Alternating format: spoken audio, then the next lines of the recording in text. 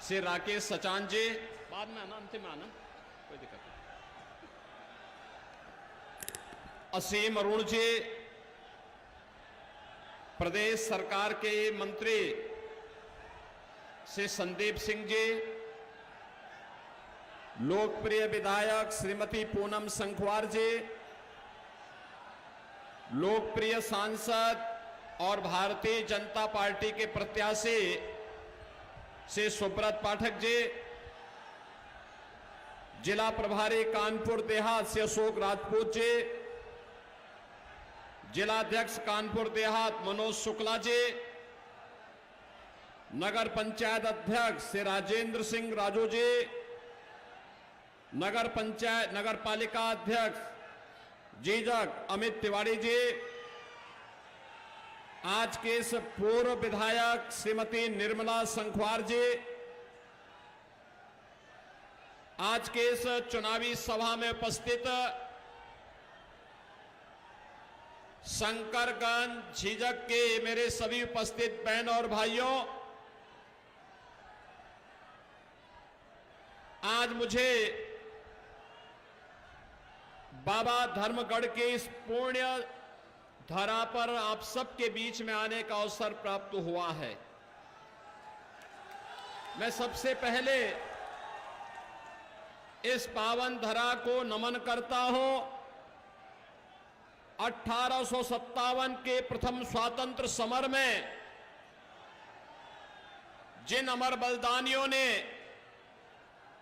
देश की आजादी के लिए अपने आप को बलिदान किया था, ऐसे सभी अमर बलिदानियों को भी नमन करते हुए उनके श्री चरणों में श्रद्धांजलि अर्पित करता हूं।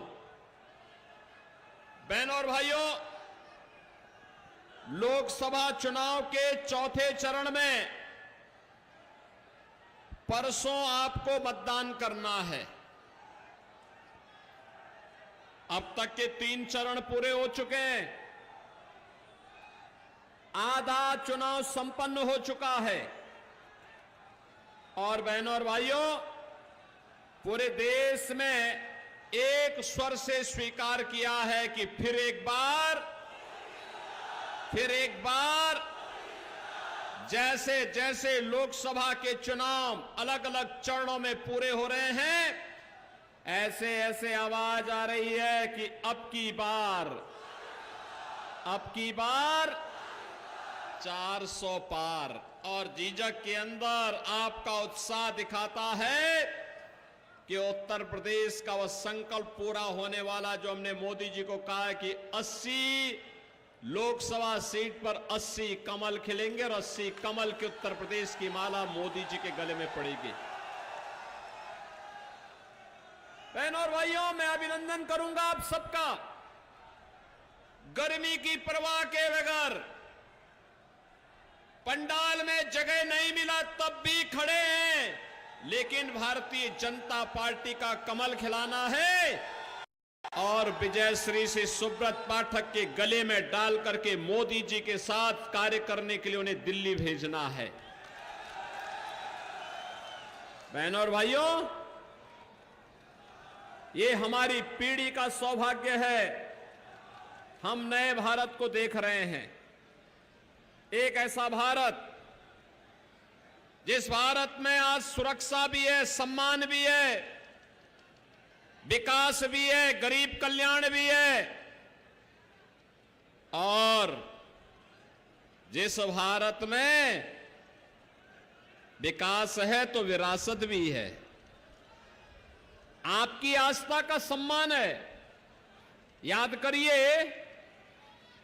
करिए अयोध्या में राम मंदिर के लिए समाजवादी पार्टी गोली चलाती थी राम भक्तों पर, और भाजपा की सरकार आई, आज भगवान राम का भव्य मंदिर का निर्माण हो गया। मुझे एक बात बताओ, झीझक के कितने लोग थे जो लोग अयोध्या में अब तक दर्शन करके आ गए हैं? काफी बड़ी संख्या में लोग गए हैं। और मैं यहां पे कहूंगा श्रीमती पूनम संखवार जी से भी और श्री सुब्रत पाठक जी से भी कि चुनाव के बाद मौका निकाल करके एक बार दर्शन कराने के लिए इन लोगों को जरूर लेके चले जाइए पूरा। बहनों और भाइयों, एक नई अयोध्या का दर्शन हो रहा है। अरे ये लोग तो धन्य हुआ। दूसरे लोग में अपने पूर्वजों को बताने के लिए भी हम लोग कह सकते हैं कि आपकी आस को, आपके संकल्प को हमने अपनी आंखों के सामने, हमारे वोट ने उसको पूरा करने में योगदान दिया है।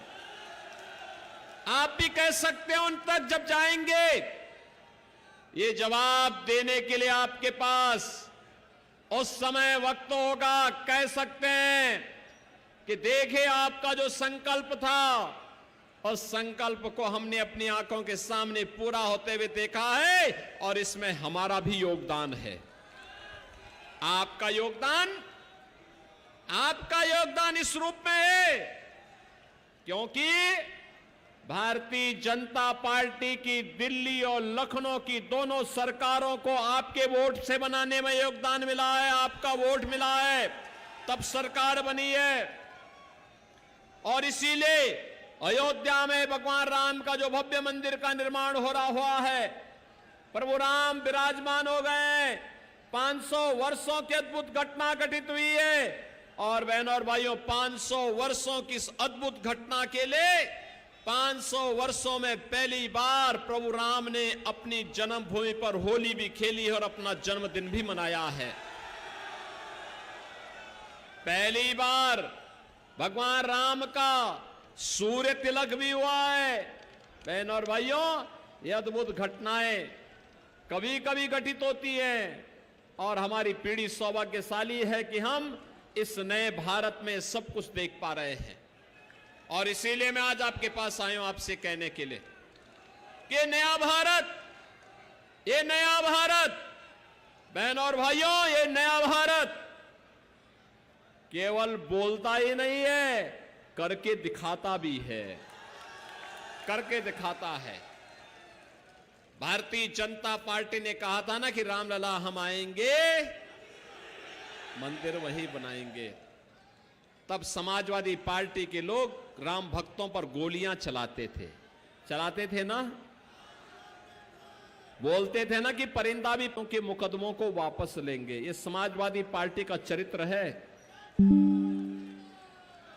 कांग्रेस ने देश की सुरक्षा के साथ खिलवाड़ किया, समाजवादी पार्टी ने प्रदेश की जनता जनार्दन की सुरक्षा के साथ खिलवाड़ किया। ये दोनों एक ही थैले के चट्टे बट्टे हैं और इसीलिए हमेशा मिलकर के फिर जोर आजमाइश करना चाहते हैं। बहनों और भाइयों, मैं आपसे कहना चाहूंगा, वह सौगंध याद रखना कि सौगंध राम की खाते हैं,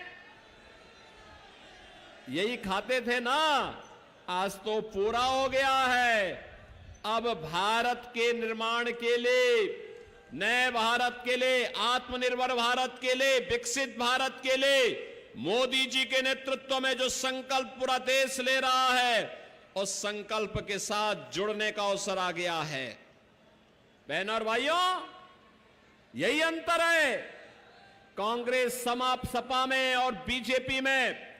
बीजेपी का संकल्प देश के खातिर है, देश के नाम पर है, आत्मनिर्भर और विकसित भारत के लिए। आत्मनिर्भर और विकसित भारत इसलिए जिससे आपको और आपकी आने वाली पीढ़ी को खुशहाल जीवन दे सकें।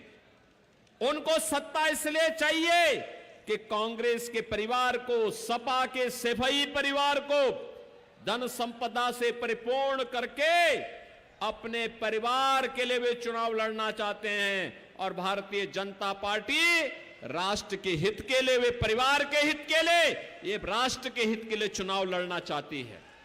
और इसीलिए राष्ट्र के हित के लिए लड़े जाने वाले इस चुनाव में आपका समर्थन लेने के लिए हम लोग आए हैं आपके पास।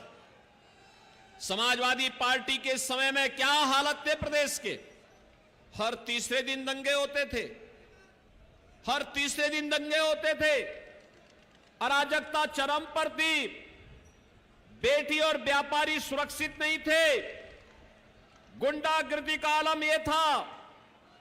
कि प्रदेश में बेटियां पढ़ने के लिए अपने रिश्तेदारों के या छात्रावास में रहने के लिए मजबूर होती थी।